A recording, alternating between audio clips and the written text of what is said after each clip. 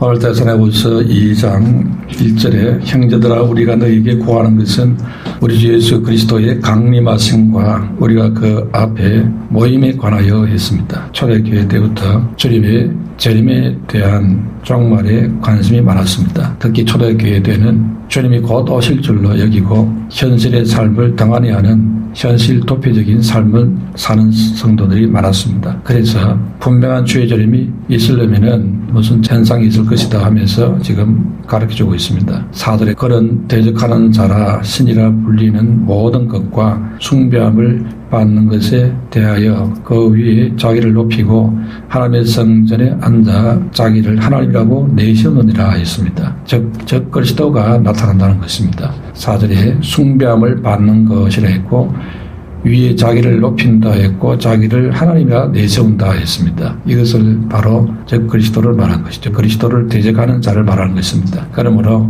흐름을 잘 보라는 것입니다. 2000년 전에 이미 초대교회 때에 예수님의 재림에 관심이 대단히 많았습니다. 그런데 2000년이 지난 오늘 이 시대에는 이상하게도 주님의 재림에 대한 관심이 오히려 희미해져 버린 그런 시대가 됐습니다. 아마 재림과 종말에 대한 말씀을 너무 많이 들었는데 아직도 재림이 안 이루어지니까 사람들이 이제 그냥 하는 소리다 이렇게 생각하는 것 같습니다. 그러나 2000년 전보다도 오늘 이 시대가 더욱 재림이 가까운 때인 것입니다. 주의 재림 전에 어떤 일이 일어나느냐 오늘 분명히 말씀하고 있습니다. 기독교가 타락해서 세속화된다는 것입니다. 그러면서 말씀의 기근의 시대가 도래하게 되는 것입니다. 풍부 속에 빈곤이 임하는 것입니다. 마치 홍수 속에 마실물이 없는 것과 마찬가지인 것입니다. 그러니까 다른 말로 하면은 교회가 세속화되어져 가지고 교회 안에 많은 오염이 들어온다는 것입니다. 그래서 말씀의 순수성을 점점 잃게 되는 것입니다. 말씀을 받으면서도 뭐가 잘못된지 분별이 안 되는 것이지요. 왜 교회가 세속에 오염이 됩니까? 그것은 첫 번째로 세상이 점점 더 악하고 엄란한 것으로 변질되어 가고 있기 때문입니다. 예수님은 말세의 세상을 악하고 엄란한 세상으로 말했습니다. 마태복음 12장 39절에 예수께서 대답하여 이르시되 악하고 엄란한 세대가 표적을 구하나 선지자 요나의 표적밖에는 보일 표적이 없느니라 했습니다. 말세라는 것은 예수님의 초림과 재림 사이를 말세라는 것입니다. 그러니까 초대교회 당시에도 말세고 지금도 말세입니다. 지금은 말세 중에서도 끝에 해당되는 말세 지말이라고 하지요. 그러니까 이 말세의 전반적인 특징이 악해진다고 했습니다. 왜 악해집니까? 마태복음 24장 22절에 불법이 성함으로 많은 사람의 사랑이 식어지리라 했습니다. 불법이 많다 보니까 그래서 악한 세상이 된다는 것이죠. 과학의 발달을 할수록 불법이 적어져야 되는데 여전히 불법은 더 기성을 부리고 있습니다. 과거의 불법의 규모는 적었습니다. 그러나 오늘날은 불법의 규모가 점점 커지고 있습니다. 심지어 불법이라는 것이 국가적이고 세계적인 차원들의 불법으로 지금 확장되고 있습니다. 그 악들이 악을 저지르는데 드러나지도 않고 그리고 많은 사람들을 속여서 계속 그 악을 진행시키는 이런 세상이 됐습니다. 아예 언론이나 법망을 다 피해버리고 취해 법군 같은 지역이 됐습니다. 그리고 그들은 특권층에 속해 있는 것입니다. 소수의 특권층이 세상을 움직이는 그런 세상이 됐다 이 말입니다. 민주주의 꽃이라고 할 수 있는 선거의 경우에도 이런 일들이 지금 나타나고 있습니다. 여러 나라에서 권력의 비호하에 조직적으로 선거가 바뀌어져서 민의가 왜곡되는 상황이 벌어지고 있습니다. 그런데 이에 대해서 지금 사람들은 알려고 하지도 않고 알아도 무슨 그런 일이 있느냐 하면서 외면합니다. 증거를 들이가다 대도 안 믿으려고 합니다. 도대체 무슨 영향을 받았는지 무엇에 취해 있는지 참으로 희한한 시대가 됐습니다. 그럼에도 분명한 증거를 갖고 소송을 하고 해도 이런 것들은 법에서도 자꾸 악한 자를 도와주고 합니다. 언론에서도 거의 다뤄주지 않고 법원에서도 자일 피일 미루는 것입니다. 그래서 맥 빠지게 만들어버리는 이런 일들이 조직적으로 이루어지고 있습니다. 그러니까 불법이 아주 조직적입니다. 여러분 법을 다루는 법원이나 판검사나 뭐 이런 사람들이 법을 공정하게 다뤄야 되는데 거기서 타락한다 이 말입니다. 그런데서 타락하니까 이제 악이 아주 큰 악이 되는 것이죠. 그래서 하나님 위에서 왔을 때 얼마나 진노하시겠습니까? 오늘 시대가 아주 악한 시대입니다. 그러니 비만 와도 하나님의 진노가 느껴지지 않습니까? 불법이 아주 조직적입니다. 조직화된 불법은 바꾸기도 쉽지가 않습니다. 이런 비밀을 알게 된 대중들은 세상에 대해서 냉소적인 사람이 되지요. 해봐도 안 되니까 나라도 그냥 적당히 기회주의자로 살면 되겠지 이러면서 더 악해지지요. 정직이다, 양심이다, 그런 거는 저 계획에 맞춰버리라 이런 흐름이 되는 것입니다. 그래서 정직하다, 양심이다 그런 것에 선호심만 짓는 사람이 많이 나옵니다. 그래서 자신의 이익이 걸린 문제가 접하면은 온 세상이 불법인데 이 정도쯤이야 이러고 있습니다. 그래서 자기도 불법의 대열에 가담하게 됩니다. 그래서 세상은 점점 이타적이지 않고 이적인 것으로 바뀌어갑니다. 그래서 성경은 말세에 사랑이 식어지고 인심이 흉흉해지고 삶의 전반에 고통의 때가 올 거라 했습니다. 디모데후서 3장 1절에 너는 이것을 알라 말세에 고통한 때가 이르러 했습니다. 결국 인심이 흉흉해지고 사람의 마음이 비정상적으로 변화되고 만다는 것입니다. 이기주의가 극심한 시대로 바뀌어질 거라는 것입니다. 그래서 이 시대의 사람들은 자기 위에 다른 사람을 생각하려 하지 않습니다. 그러다 보니까 자연히 사람들이 돈에 집착하고 돈의 프로가 되는 시대가 되겠습니다. 디모데후서 3장 1절에 보면은 너는 이것을 알라 말세에 고통하는 때가 이르러 사람들이 자기를 사랑하며 돈을 사랑하며 자랑하며 교만하며 비방하며 부모를 거역하며 감사하지 아니하며 거룩하지 아니하며 무정하며 원통함을 풀지 아니하며 모함하며 절제하지 못하며 사나우며 선한 것을 좋아하지 아니하며 배신하며 조급하며 자만하며 쾌락을 사랑하기를 하나님 사랑하는 것보다 더하며 했습니다. 이 말씀에 해당되지 않는 사항이 있습니까? 오늘 이 시대에 딱 맞는 말씀이지요. 오늘 이 세상의 모양입니다. 거기에다 교회까지 한술 더 떠서 디모데후서 3장 5절에 경건의 모양은 있으나 경건의 능력은 부인하는 자들이 많습니다. 즉 교회가 교회로서의 형식과 의식은 갖고 있는데 성령의 능력인 성령의 역사를 부인한 자들도 많습니다. 성령의 역사를 반대하고 형식적이고 의식적인 그런 교회가 주류를 이루는 시대가 됐다는 것입니다. 그렇기 때문에 그런 교회에 대해서 디모데후서 3장 5절에 이 같은 자들에게서 네가 돌아서라 했습니다. 두 번째로 배교와 적 그리스도를 위한 준비 작업이 진행 중인 시대가 됐습니다. 그래서 현재 신세계 질서를 위한 사전 작업들이 진행되고 있지 않습니까? 훨씬 뛰어난 기술적인 발전으로 세계를 하나로 통합해 가고 있는 중에 있습니다. 3절에 누가 어떻게 하여도 너희가 미혹되지 말라. 먼저 배교하는 일이 있고 저 불법의 사람 곧 멸망의 아들이 나타나기 전에는 그날이 이르지 아니하리니 그런 대적하는 자라 신이라고 불리는 모든 것과 숭배함을 받는 것에 대항하여 그 위에 자기를 높이고 하나님의 성전에 앉아 자기를 하나님이라고 내세우느니라 했습니다. 예수님 재림 전에 반드시 이런 배교가 있을 거라 했습니다. 배교시키는 적 그리스도가 출현한다는 것입니다. 이것을 이해하려면 우리가 세상이 어떻게 변화되는지를 알아야 되는 것입니다. 시대가 많이 바뀌었습니다. 과거 1900년대는 주로 중화학이나 제조업이 주류를 이뤘습니다. 그런데 지금은 구글이나 애플이나 아마존 같은 인터넷 플랫폼을 가진 기업이 주류를 이루고 있습니다. 이 회사들의 주요 사업이 뭡니까? 공장이 아닙니다. 인공지능입니다. 이제는 인공지능 시대로 접어들었습니다. 구글, 페이스북 이런 것이 다 인공지능에 의해서 막대한 투자를 하고 있습니다. 자동차도 인공지능 자율주행 자동차가 대세가 됐습니다. 특히 이 팬데믹 상황에 오면서 사람을 대신할 로봇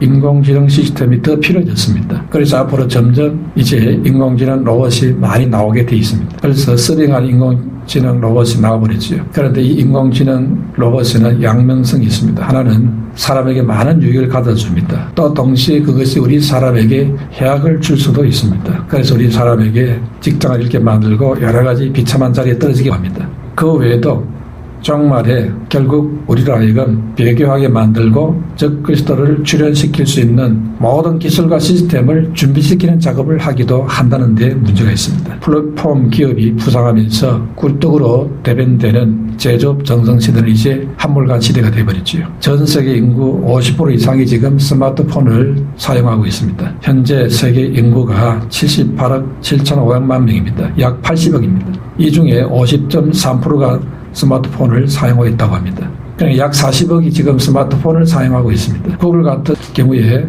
스마트폰을 통해서 40억 명을 대상으로 광고 수익을 올리고 있습니다. 그래서 최대 기업이 되었습니다. 그 광고 수익으로 많은 이익을 만들어내고 있습니다. 스마트폰 하나를 통해서 40억 명이 매일 세상에 엄청난 지식들을 접하고 있습니다. 그리고 이 구글은 물건을 만들어내는 회사가 아닙니다. 물건을 파는 그런 회사도 아니지요. 구글은 그냥 인공지능 검색 서비스 하나를 갖고 각종 지식을 제공하는 업체입니다. 그러니까 지식 전달하는 정보업체에 해당되지요. 그런데 이 회사가 지금 가장 유력하고 큰 회사가 되어버렸습니다. 말세에 이런 것이 나타날 것을 이미 구약 성경에는 예고하고 있습니다. 그것은 지금부터 약 2600년 전 구약 다니엘서에 나옵니다. 다니엘 12장 4절에 다니엘아 마지막 때까지 이 말을 간수하고 이 글을 봉함하라. 많은 사람이 빨리 왕래하며 지식이 더하리라 했습니다. 즉 말세가 되면은 교통수단이 발달해서 왕래가 빨라지고 또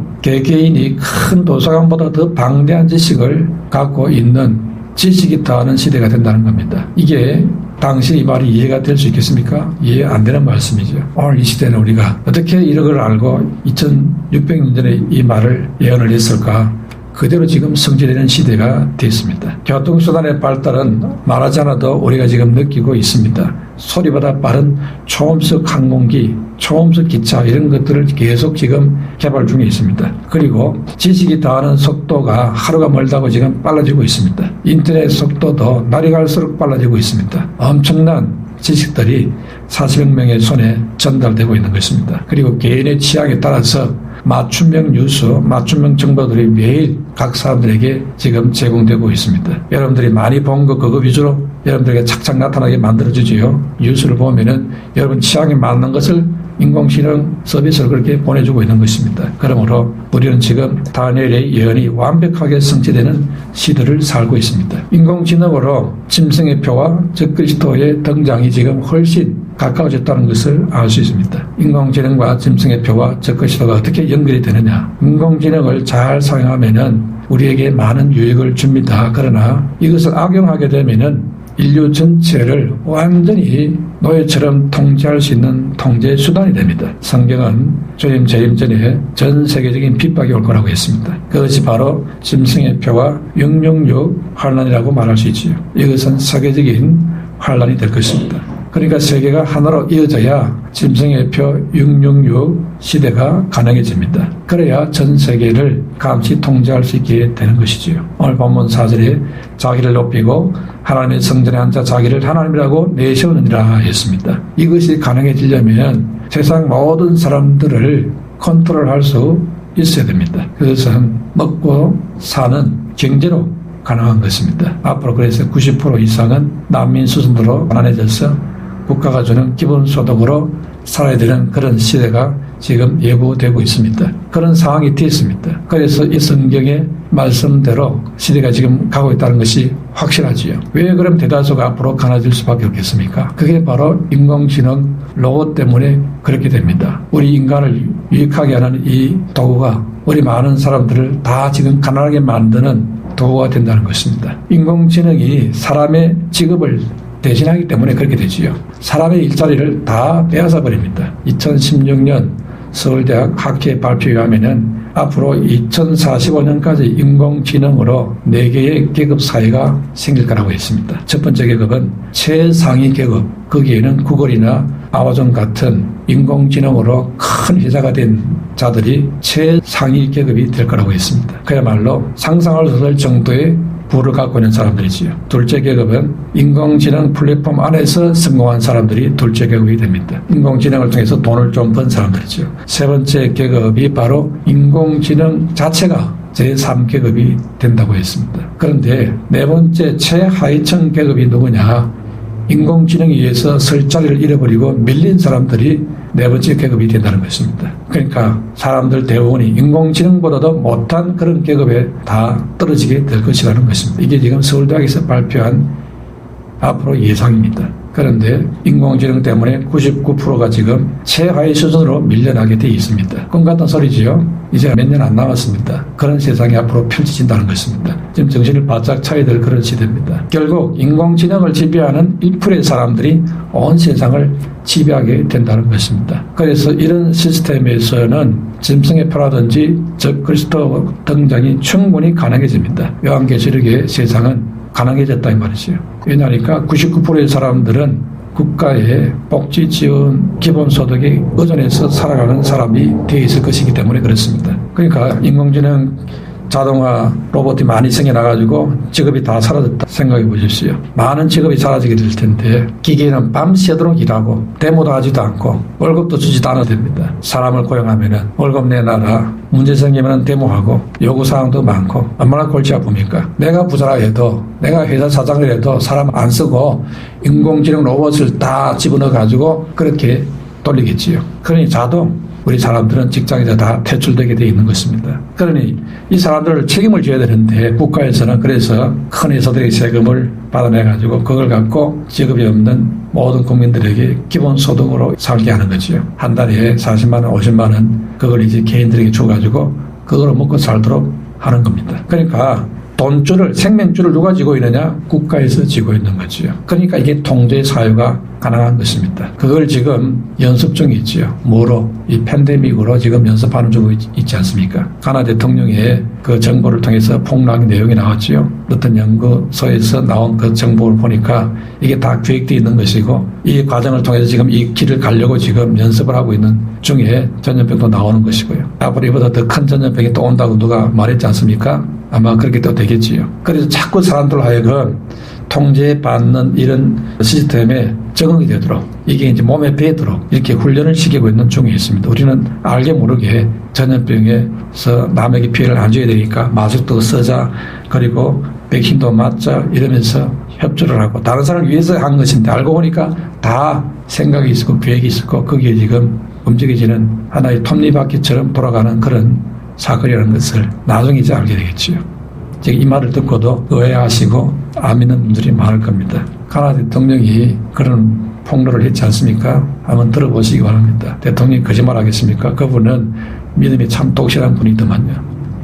그런 상위 1%의 부자들의 나쁜 그런 전략들이 다 무력화되고 예수님으로 다 무너져야 된다고 외치고 있더라고요. 그런데 우리가 이것을 이기려면은 많은 깨어있는 시민들이 필요한데 깨어있는 시민들이 별로 지금 없는 시대가 되었지요. 언론에서 주는 대로 그대로 받아먹고 그대로 지금 앵무새같이 따라하고 있습니다. 그걸 의식을 깨우치는 말을 하면은 당신이 이상하다 이렇게 매장을 시키고 이렇게 하니까 말을 못하지요. 그래서 세상은 저들이 원하는 세상으로 계속 지금 가고 있는 중에 있습니다. 이제 나중에 통제를 받고 노예가 되었을 때 그때서야 옛날에 그 말이 진짜였구나, 왜 그때 그 말을 안 받았을까 이렇게 후회하게 되지요. 때가 늦습니다. 근데 성경은 그런 식으로 흘러간다는 것을 말을 하고 있습니다. 불행하게도 그런 안 좋은 세상이 앞으로 펼쳐질 가능성이 훨씬 높습니다. 전염병을 통해서 여러분들 경제활동도 못하고 수입도 줄어들고 하니까 결국 국가에서 지원금을 받고 해서 돈을 받고 있지 않습니까? 또 이번에 지원금을 또 준다고 하지요. 그러니까 국가가 주는 혜택에 의해서 그거로 먹고 살고 이런 게 이제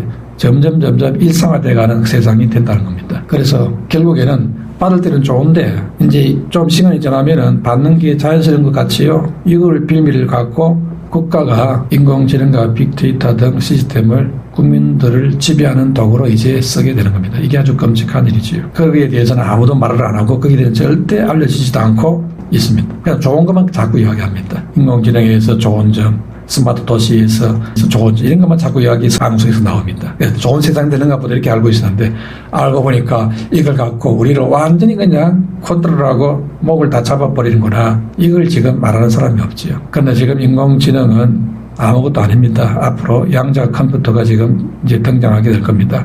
양자 컴퓨터가 뭐냐? 그거는 최고 슈퍼 컴퓨터가 바둑구단 이시도를 이긴 알파고였지요. 그런데 양자 컴퓨터는 현존하는 최고 슈퍼컴퓨터 알파고가 1만 년이 걸려서 푸는 문제를 200초 안에 끝낼 정도로 성능이 좋은 컴퓨터입니다. 이 양자 컴퓨터의 IQ가 얼마인지 압니까? IQ가 1만이 넘어갑니다. 상상이 됩니까? IQ가 1만이 넘어간다니까요. 사람하고 게임이 안 됩니다. 그러니까 이 양자 컴퓨터 앞에는 대부분의 사람들이 다 바보가 되어버립니다. 그래서 다 대부분 실험자가 될 수밖에 없는 겁니다. 이게 지금 우리가 살아있는 동안 죽기 전에 일어날 일들입니다. 중국은 인공지능 안면 인식 시스템을 도입해서 8억 대 이상의 CCTV를 통해 가지고 14억의 전 인민을 감시하고 있는 중에 있습니다. 중국은 신용카드는 이미 건너뛰어 버렸습니다. 신용카드는 아예 쓰지도 않고 바로 그냥 안면 인식 기술이 생활 전반에 적용이 됐습니다. 그래서 쇼핑하러 가면은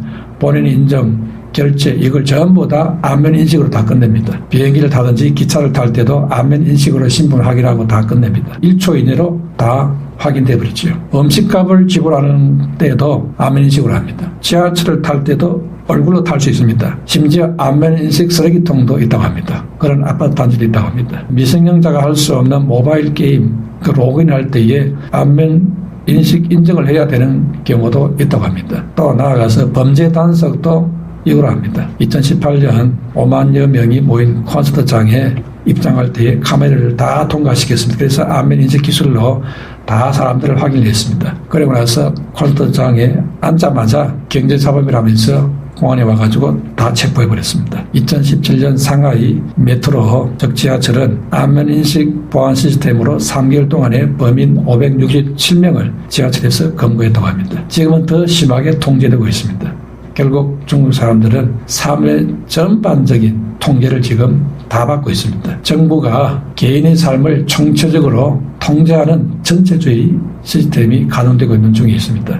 이것은 바로 요한계시록의 짐승의 표시들을 그대로 지금 다 보여주고 있습니다. 중국은 사회 신용을 점수로 매기고 있습니다. 신용이 있는 사람은 천하를 마음껏 돌아다닐 수 있고 신용 불량자는 한 발짝도 밖으로 나다르지 못하게 만들고 있습니다. 그래서 중국 정부는 모든 개인의 행동이나 기업의 기록을 매트릭스에 통합해서 상이나 벌을 주는 시스템으로 구현하려고 하고 있습니다. 무단 행부하는 사람 얼굴을 인식해가지고 공개적으로 그 사람을 전광판에다가 얼굴을 내가지고 그 사람 망실을 다 주고 이렇게 합니다. 그리고 벌금도 바로 부과하고 이렇게 합니다. 딥러닝 알고리즘이 단기 대출을 원하는 사람의 신용도를 조사하는데 8초 만에 심사를 끝냅니다. 8초 동안에 모든 데이터에서 5,000개의 개인의 특성을 다 평가해버린다고 합니다. 일반 은행은 보통 우리나라 같은 경우에 10개 정도의 정보로만 갖고 평가하고 있지요. 그런데 중국은 5,000개 정도의 정보를 8초 만에 다 평가해버립니다. 중국은 지금 심지어 휴대전화 배터리가 충전된 상태인지 아닌지 이것까지도 다 개개인의 그 정보를 파악하고 있다고 합니다. 왜 그걸 파악하느냐? 배터리 충전량하고 연체율하고 상관이 있다 이렇게 보기 때문입니다. 배터리 잔존량이 적은 사람일수록 연체율이 높다는 겁니다. 왜 그렇습니까? 독촉 전화를 안 받으려고 그냥 배터리가 없으면 못 받는데 이렇게 말을 하려고 하기 때문입니다. 이런 사람들은 대출을 안 해준다는 거지요. 국가가 이런 것까지도 지금 다 파악을 하고 있다 이겁니다. 이런 세상이 앞으로 모든 나라에 다 지금 적용이 될 날이 머지않았다 이거지요. 지금 보통 시기가 아닌 겁니다. 정말 깨어있어야 되는 그런 중요한 시기가 되는 겁니다. 방심하지 말고 기름 준비된 다처녀로 살아야 하는 것입니다. 그리고 내 믿음을 무장을 해야 됩니다. 신앙을 비판하는 세력들이 우리에게 위협을 가해올 때에 주님을 선택할 것인지 저 그리스도를 선택할 것인지 선택을 물을 때에 뭘 선택할 것인지 지금부터 이 연습을 해야 됩니다. 어린 자녀를 죽이겠다고 하는데 주님을 부인하지 않을 부모가 있습니까? 자다가 깰 때입니다. 거리멍당한 믿음으로 믿음 못 지킵니다. 정신 차려야 됩니다. 마침내 다니엘이 예언한 마지막 끝자락이 이제 다가오고 있습니다. 어떻게 해야 됩니까? 이제는 세상에 대한 애착심보다도 하나님의 말씀 안으로 들어가야 됩니다. 이 세상보다도 주님 나라에 대해서 더 많은 지식을 가져야 됩니다. 말씀과 기도로 무장되어져서 그리스도의 무장된 신부가 되고 군사와 같은 신앙을 갖게 되시기를 축원합니다.